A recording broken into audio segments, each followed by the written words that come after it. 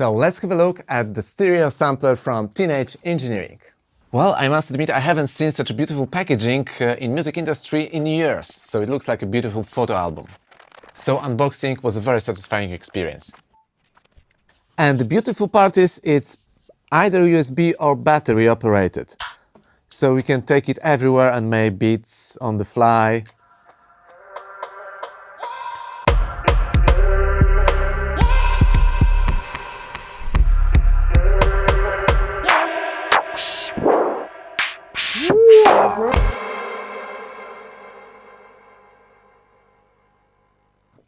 Well, I must admit, it actually is surprising how much you can do with that machine. It's like a complete groove box.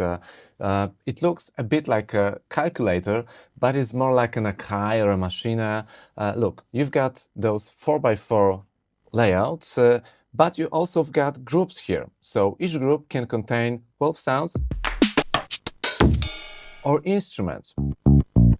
And you can play those instruments chromatically, transpose them, and use scales. You can also have stereo samples that can be stretched, or even loops if you can edit those loops precisely.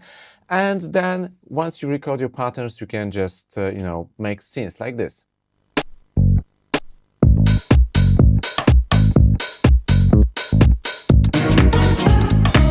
And of course you can mute things and you can process things.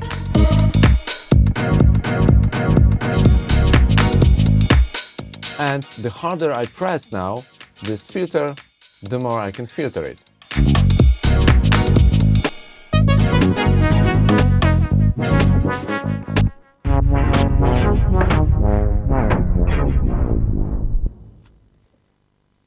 Teenage Engineering K.O.II has definitely some 80s vibe. Here is my buggy and some other toys from the 80s. Look at those leaflets, those manuals. It all reminds me of that style. It is really beautiful, Actually, there is a very nice quick start guide included, but if you prefer more detailed instructions, then, by the way, this is Stefcia. You will find it, of course, on the website. Just scan this code, enter the website, and here you'll find all functions and all effects explained in detail. Very nice graphics. So it's time to make some music. I'm going to show you the workflow. As you can see, in the K.O.II memory, you can store 999 samples and 9 projects. Just press the main button and one of the pads to start a new project. As you can see, all is empty, so I just press A and choose a sound. I press sound and I can just browse through sounds. Yeah, it's wonderful how quickly you can browse through sounds, actually. And I'm going to look for a clap sound. I'm using Shift to browse it quickly. I also need some kind of side stick or other element, so I'm browsing one more time. And now let's look for hi-hats. How to program? I just press record. I have to set the length. And actually, all sequences, all patterns in all scenes can be up to 99 bars. So you can make really long patterns now. But actually, you can program in a steep sequence mode. Just press record, rewind with Shift and minus to the beginning of this 2-bar pattern, and I just press record and the sound. And I just choose another step and press record and the pad and another step and so on and so on. So this is kind of a steep sequencing mode. It works really well, as you can see. I also switch the tempo and set 134. Now I'm going to add some clap sounds. I just press record and record live. As you can see, it was all recorded using quantizing, but I can just record without quantizing or use some sequencing mode. I can just press timing and the pad, and as you can see, it actually works as an arpeggiator. Let me record with the metronome now.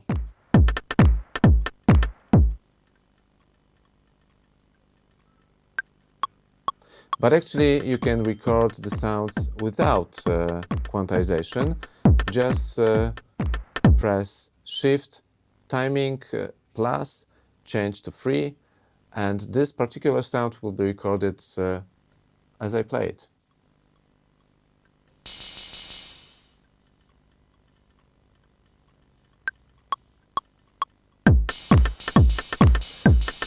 And what's more, you can also quantize afterwards. You know, after recorded, you decide, well, I have to correct some of the notes. Just press, Shift timing, and once you play it and hold it, it will be quantized. Great. Let's add some bass and other elements. So now I'm going to look for some bass sounds for group B. The process is really straightforward. Some factory basses are in the 5th hundred.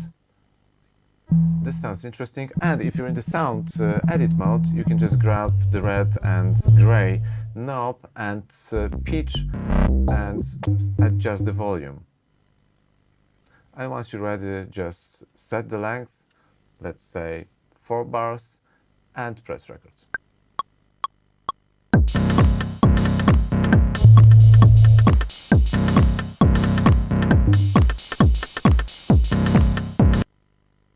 Let me explain you some basic concepts before I move on. So we are making scenes here, like in Native Instruments Machine, for instance. So I've got groups, and each group has its own pattern.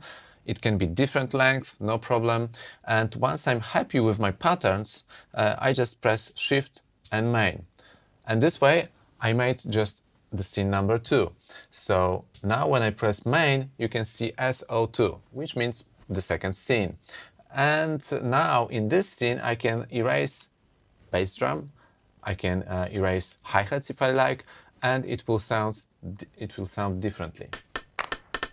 And I can very quickly move between those scenes, just pressing Main and plus and minus. I can also type in here using those numbers.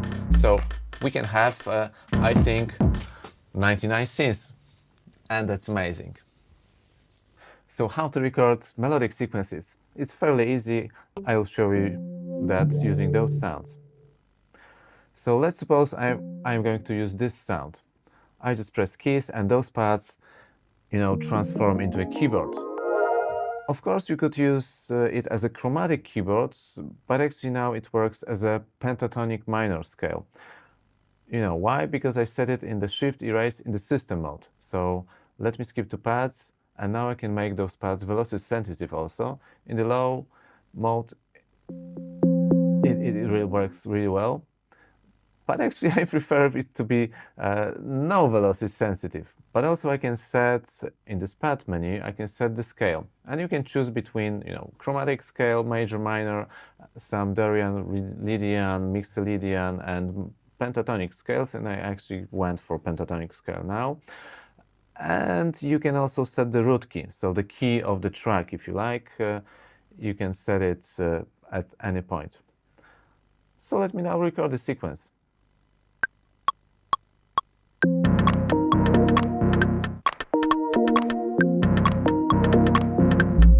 Yeah, and that was that easy. So now I'm going to record some other sounds. Sometimes, certain sounds may require tuning. So in order to tune a sound, you just enter the sound mode.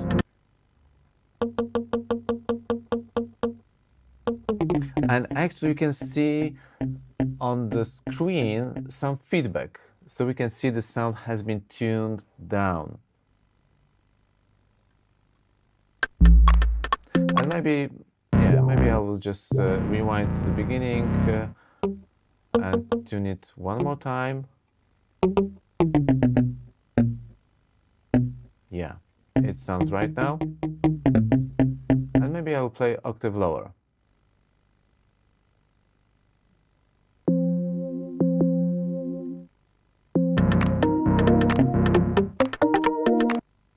Yeah, maybe an octave lower. Let's start again.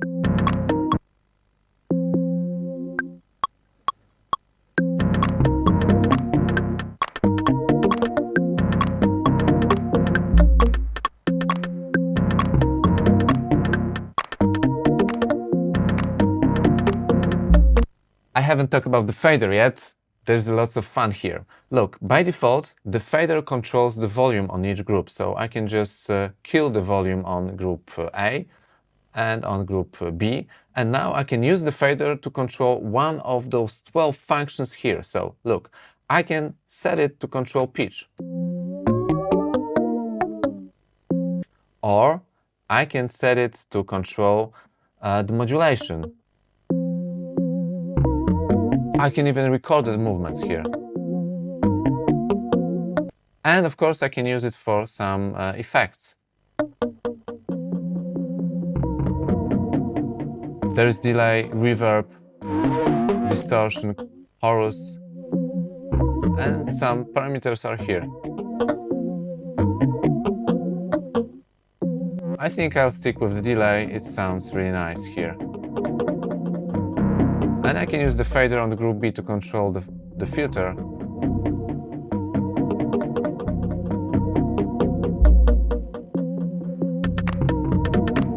And that's it. This is how it works. And surprisingly, there is also some kind of mastering effect built in. Once you press Shift and FX, you're in the output section, and now you can control the drive and speed. So it's effectively kind of a maximizer. Let's listen. So now it will sound almost as if it was mastered. Very cool.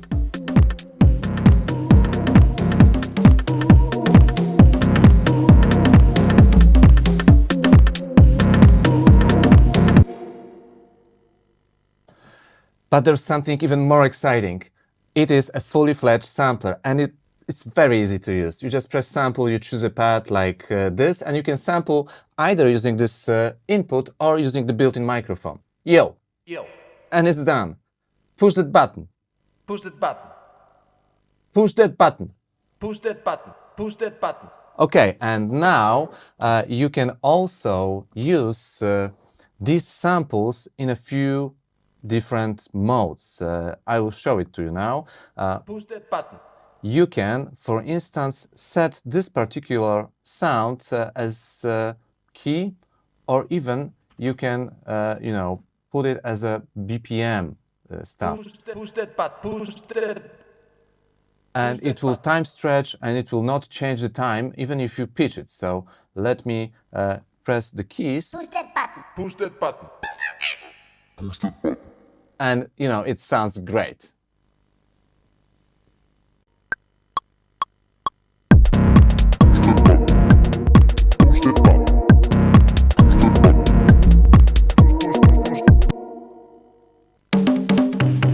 now I'm going to try to play live a little bit. I will start with drums, and I'm going to use all those live effects.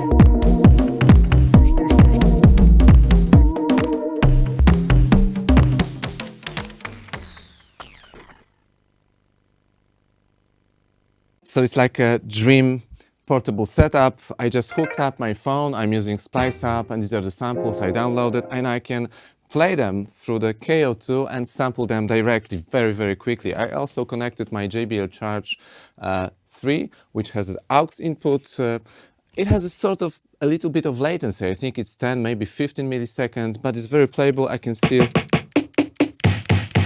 play. It doesn't, yeah, it works pretty well because this guy is also quite usable, but maybe more for like, you know, recording your own vocals, some editing, some programming, but for proper, you know, music making with a little bit of bass, you need an external speaker. And you can also hook up an external MIDI keyboard to the little guy. You just need a keyboard with the MIDI out. This one is called MIDI Plus X3 Mini. Can be actually powered via a small power bank, but the only thing is that you need a special cable like this one. But this one is type B, and I think you need type A because it didn't work. I think Polyend Tracker, this cable comes from, and also Arturia, they use type B cables. And this guy uses type A cables, so just, you know, order a cable when ordering this device and you'll be safe to go. For headphones, I recommend Slate VSX because they're great headphones, very well balanced, great and even bass, very light cable, and also a wonderful speaker emulation for PC and Mac, so low impedance, so it works perfectly with this environment. But the most enjoyable thing actually is sampling from the phone and, you know, being able to play immediately. That's a lot of fun. Let's listen to some onboard live effects. You just have to press the FX button and then one of those 12 pads here. The first one is kind of a slicer.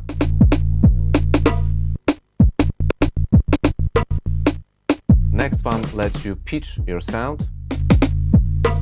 There is a beat crusher. And there are filters, low pass and high pass, and you can combine them.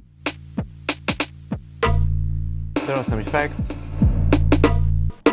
You can loop things, tape stop, modulate sound, and mangle and loop stuff. And of course, you can also make them work together.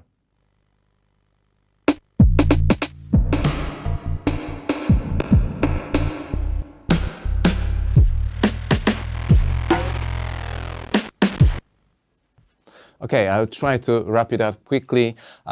It's a great little device, great value for money, in my opinion. It's beautiful, it's very well designed, everything seems to be very logical. Even if you look at those pads and those inscriptions here, they match the effects you can, you know, use with the fader and also those punching effects. They are very similar, like family of those effects here.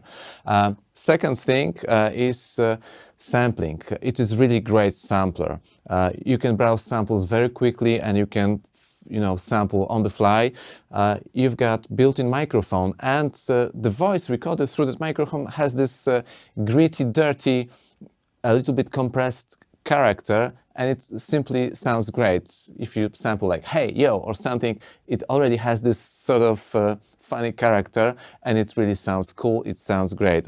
But also we can sample very clean sound using the input here, so stereo samples are sound great. And the third thing, this sequencer, it actually really doesn't have any limits to my taste. You can have 9 projects and each can have 99 scenes, each being 99 bars long. So, you know, there are thousands of bars you can program into this thing actually. There's no song mode, but you can, you know, press plus and play through the whole song if you like, or the whole live act if you like. 1000 samples, all minus 1, it's a lot of samples, and even though it has like 12 voice polyphony mono and 6 voice polyphony for stereo sounds, I never actually felt I reached that limit. Even though I was sampling, I was, mangling, doing beats, playing chords, etc. So it's really great. And those punching effects, which you can actually combine them.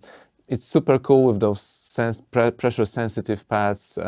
There's lots of fun involved, and well, it's a huge factor actually. Those punching effects, I can play with, even if it was a simple drum machine with those punching effects, it could be worth it actually, I think. And of course, small device, it has its limitations. It's not really designed for you to make tracks and export it to your computer. Not really. You cannot, have audio over USB, at least not for now, not in this firmware. You cannot, save multi-tracks here. You can only, play the output. So it's a bit limited. Sample editing is also a bit limited. You can only have filters like high pass and low pass per group, not per sample. There is only one send effect. So if you choose reverb, you're stuck with reverb for all your samples, for all your groups. If you choose delay, then it's the same. You've got here some mastering effect, and it actually sounds quite decent. I was able to make it sound punchy, but there is no sidechain, there is no EQ, so it's really up to you how you choose samples. There are very good samples as a start, and you can sample stereo samples from Splice via phone or from anywhere, from your synthesizer. So you can do a lot with this little guy. You can also hook up a MIDI keyboard, and it's really portable. And it seems like it lasts on batteries forever. I don't know. I had like batteries that were already dead, and I put them here, and it works. And it works for a few hours now. So very cool little device. Very good price. Yeah, highly recommend it.